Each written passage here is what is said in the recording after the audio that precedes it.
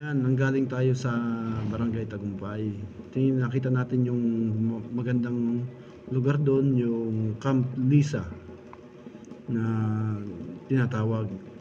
Overlooking siya, makikita natin na mayroong makikita mo dito yung Pulilio Island. Yun napakagandang lugar dito sa Real Quezon. Isa sa magagandang lugar na dapat puntahan at dayuhin natin dito sa Real Quezon. Tunghayan natin yan. Tingnan natin kung gaano siya kaganda.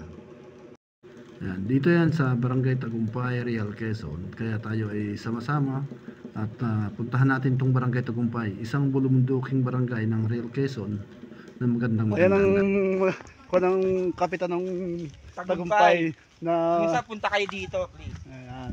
Matutuwa kayo. Makikita natin yung place niya na pinagmamalaki ng Tagumpay. Yun.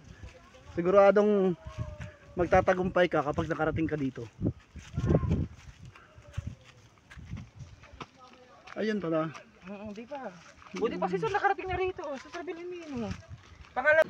Kung may Tagaytay sa Cavite, dito naman sa Real Quezon merong Tagumpay.